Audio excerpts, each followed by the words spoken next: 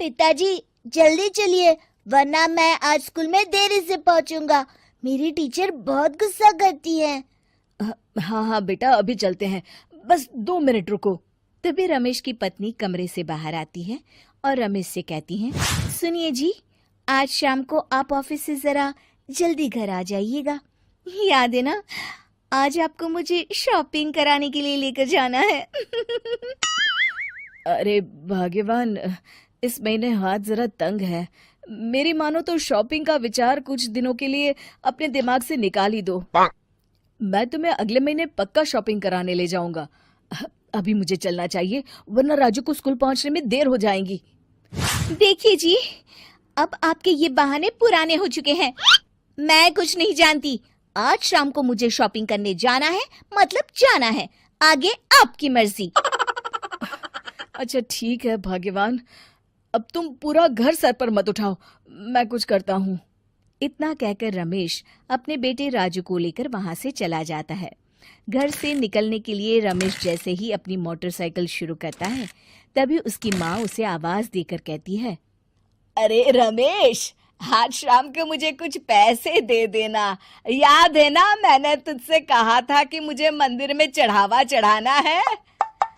अरे माँ, मेरी तनख्वाह आने में अभी 10 दिन बचे हैं। अभी मेरे पास बिल्कुल पैसे नहीं है। हाँ, मेरी तनख्वाह मिलते ही मैं तुम्हें पैसे दे दूंगा। रमेश की माँ चिढ़कर कहती हैं, अरे तेरा दिमाग तो खराब नहीं हो गया? मैंने तेरे भरोसे मंदिर के पुजारी जी से वादा कर दिया है और तू कह रहा है कि पैसे नहीं है। अब मैं पुजारी जी को क्या जवाब दूंगी? तुझे तो मेरी इज्जत की भी कुछ परवाह नहीं है। अच्छा ठीक है माँ, अब तुम गुस्सा मत करो, मैं शाम तक कुछ इंतजाम करता हूँ। इतना कहकर रमेश वहां से चला जाता है। फिर दोपहर को जब रमेश अपने दफ्तर में बैठा होता है, तब उसे अपनी पत्नी और माँ की बातें याद आती हैं। रमेश अपने दफ्तर के एक साथी मोहन से कुछ रुपए उधार मांगता है। अरे भाई मोहन, मेरा एक छोटा सा काम कर दो, मुझे कुछ रुपयों की सख्त जरूरत है। मुझे कुछ दिनों के लिए क्या तुम रुपए उधार दे सकते हो? अरे रमेश भाई, मैं तुम्हें पैसे उधार तो दे सकता हूँ, लेकिन मुझे वक्त पर पैसे लौटा देना। वैसे भी मेरा मानना है कि दोस्ती यारी में कभी पैसों का व्यवहार नहीं करना चाहिए। ये कहावत तो तुमने सुनी ही होगी कि उधार प्रेम की कैंची है। मैं नहीं चाहता कि पैसों को लेकर हमारा रिश्ता खराब हो। अरे मोहन, तुम बिल्कुल चिंता मत करो, मैं तुम्हारे पैसे वक्त पर लौटा दूंगा। फिर मोहन रमेश को पैसे दे देता है। शाम को घर आकर रमेश कुछ पैसे अपनी माँ को देता है और साथ ही अपनी पत्नी को भी शॉपिंग कराने बाजार लेकर जाता है। रमेश की पत्नी और उसकी माँ का स्वभाव जरूरत से ज्यादा खर्चीला होने के कारण दोनों हमेशा बेवजह पैसे खर्च करती हैं।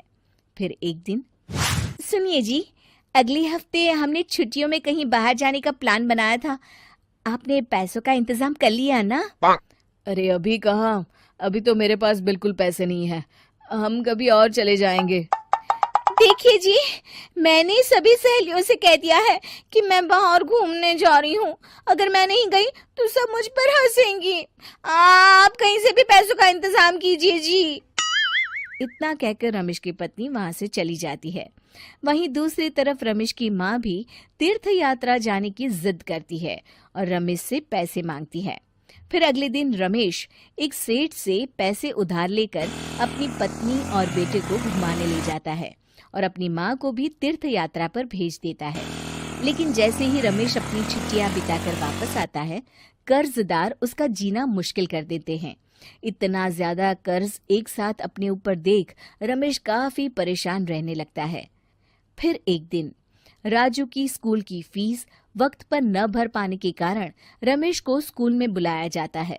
स्कूल के प्रिंसिपल साहब रमेश को सख्त हिदायत देते हैं कि अगर वक्त पर स्कूल की फीस नहीं भरी गई तो उनके बेटे का नाम स्कूल से काट दिया जाएगा।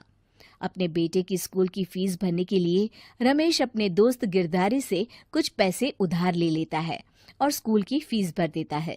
रमेश की माँ और उसकी पत्नी खर्चे और घर की जिम्मेदारी संभालते संभालते धीरे धीरे रमेश पूरी तरह कर्ज में डूब जाता है। और तभी एक दिन दफ्तर में काम करते समय रमेश की तबीयत अचानक बिगड़ जाती है और वो बेहोश होकर गिर पड़ता है। उसे जल्दी से पास के एक अस्पताल में भर्ती कराया जाता है। रमेश के घर वालों को ये बात पता चल जाती है तो वे सभी अस्पताल पहुंचते हैं। अस्पताल के डॉक्टर साहब उन्हें बताते हैं, देखिए, देर रात तक जागने और जरूरत से ज्यादा काम करने की वजह से इन्हें चक्कर आ गया था। बेहतर यही होगा कि इन्हें कुछ दिनों के लिए पूरी तरह आराम करने दिया जाए। रमेश की हालत देखकर उसके बेटे राजू को बहुत गुस्सा आता है और वो अपनी दादी और माँ से कहता है, माँ, दादी, मैं इतना छोटा हूँ, फिर भी मैं इतना समझता हूँ कि पिताजी दिन रात दफ्तर में काम करके पैसे कमाते हैं। पिताजी अकेला पूरा घर संभालते हैं और आप दोनों अपने फिजूल के खर्चों के लिए उन पर दबाव डालते रहते हैं। आज पिताजी की हालत के जिम्मेदार तो आप दोनों हैं। राजू की समझदारी भरी बातें सुनकर रमेश की माँ और पत्नी को अपनी गलती का एहसास होता है और दोनों की आंखों में आंसू आ जाते हैं। फिर कुछ दिनों के बाद रमेश की तबीयत एकदम अच्छी हो जाती है और वो पहले की तरह अपने काम पर जाने लगता है। रमेश की माँ और पत्नी अब उसे किसी प्रकार की कोई तकलीफ नहीं देते और ना ही उससे किसी चीज की मांग करते हैं। फिर देखते ही देखते रमेश अपने कर्ज के सारे पैसे चुका देता है। उसकी जिंदगी पहले की तरह अच्छी हो जाती है और वो अपने परिवार के साथ खुशी खुशी रहने लगता है। शिक्षा, हमारे रिश्ते एक तराजू की तरह होते हैं जिसकी दोनों ओर जिम्मेदारी और समझदारी का वजन बराबर होना चाहिए। बड़ी बहू उमा जी की बहू पिंकी को गप्पे मारने की बहुत आदत थी। वो जब भी किसी के बारे में बातें करती तो बड़े बड़े गप्पे फेंका करती। आसपास के सब लोगों को पता था कि पिंकी बहुत बड़ी गपोड़ी बाज है। लोग उसकी बात पर विश्वास नहीं किया करते थे, लेकिन हाँ, उसकी बातें सुन सुनकर हंसते बहुत थे। अरे बहू, पड़ोस वाली शर्मा जी है ना, उनकी बेटी का जन्मदिन है, तुम भी चली जाना। ठीक है मम्मी जी, ये तो बता दो गिफ्ट में लेकर क्या जाना है? अरे लेकर क्या जाना है, 250 का लिफाफा दे देना, बस काफी है। अरे मम्मी जी, अच्छा लगेगा क्या? पड़ोसी हैं हमारे, हमें कुछ बड़ा लेकर जाना चाहिए। अरे बहू, इतना काफी है। जानती हैं आप, मेरे मायके में जब पड़ोस में किसी की बर्थडे होती थी ना, तो मम्मी कुछ ना कुछ गोल्ड का ही देकर भेजती थी। पड़ोसी के बर्थडे में सोना? कैसी बातें करती हो। और नहीं तो क्या, आपकी तरह थोड़ी ना लिफाफा पकड़ा दिया। पिंकी शर्मा जी की बेटी के जन्मदिन में चली जाती है। अरे आज तो बड़ी सुंदर लग रही हो साड़ी में। जी मैं तो लहंगा पहनकर आने वाली थी, मम्मी जी नहीं मानी। अरे बेटा, बर्थडे पार्टी में तो साड़ी चल जाती है, मेरा मतलब कोई शादी थोड़ी ना है। कैसी बात कर रही हैं आप आंटी जी? मेरे मायके में तो छोटे छोटे फंक्शन भी हम लोग लहंगा बनवाते थे बुटीक से, डिजाइन करवाकर। चाहे पड़ोस में किसी का जन्मदिन हो, मेरी मम्मी हमेशा बुटीक से नया लहंगा डिजाइन करवाती थी। मैंने तो ऐसा कहीं नहीं देखा। ये तो तुमने आज बड़े कमाल की बात बताई। अरे जाने दीजिए, कोई बात नहीं। और बताइए, आपकी बेटी नजर नहीं आ रही? अरे भाभी, मैं यहाँ हूँ। ये देखिए मेरा ड्रेस कैसा लग रहा है। ठीक ही है, मतलब बर्थडे के हिसाब से थोड़ा हल्का है ना। अरे भाभी, इतना सुंदर गाउन पहना है मैंने। मैं ना शादी से पहले अपने बर्थडे पर हमेशा जरी वाला लहंगा पहना करती थी। यही मैं तुम्हारी मम्मी को भी बता रही थी। इसके बाद केक काटने का प्रोग्राम शुरू होता है। सब लोग इकट्ठे हो जाते हैं। शर्मा जी की बेटी का केक देखकर पिंकी से रहा नहीं जाता। उसके अंदर का गपोड़ी बाज बाहर निकल कर आ जाता है। अरे इतना छोटा सा केक! अरे बेटा, मेहमानों के हिसाब से ही है, जितने लोग इतना बड़ा केक।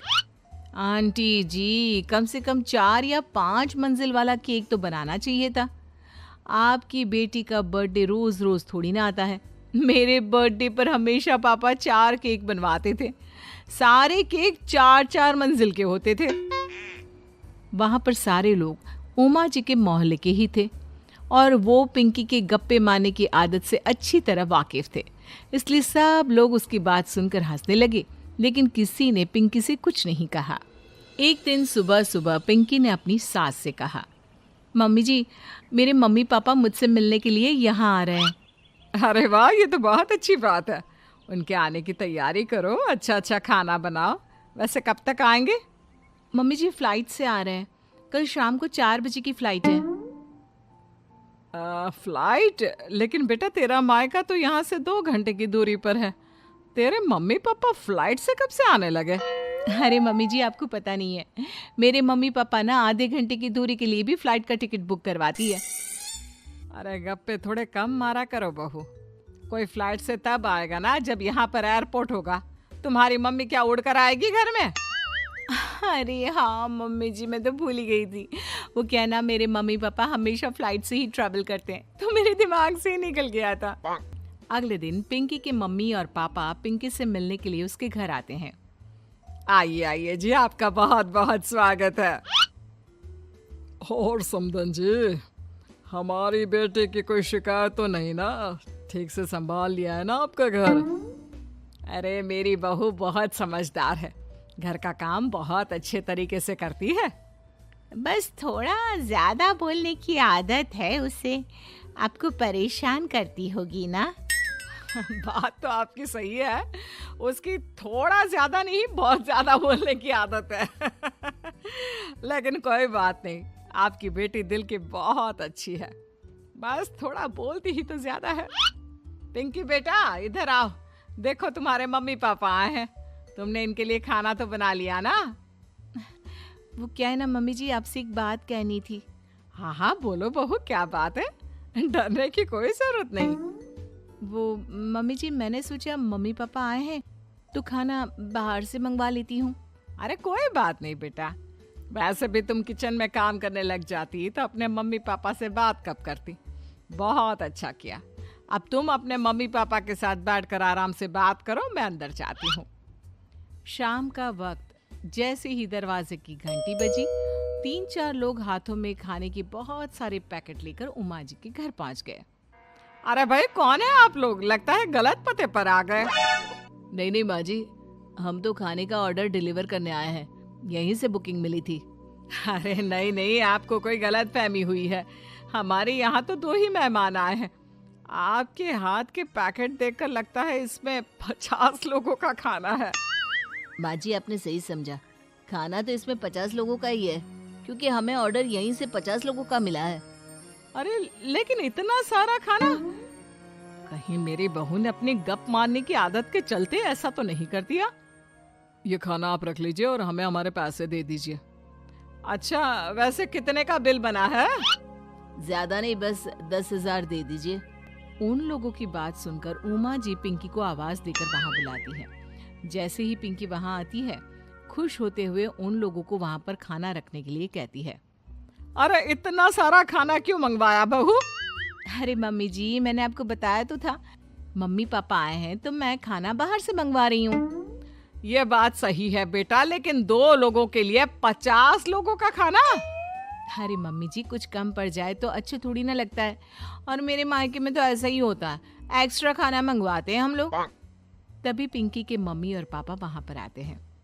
अरे बेटा, एक्स्ट्रा खाना मंगवाने का मतलब ये थोड़ी ना होता है कि 2 लोगों के खाने के लिए 50 लोगों का खाना मंगवा लो। और बेटा, तुम्हारी गप मारने की आदत के चलते 10,000 का बिल आया है, तुम्हें नहीं लगता ये गलत है?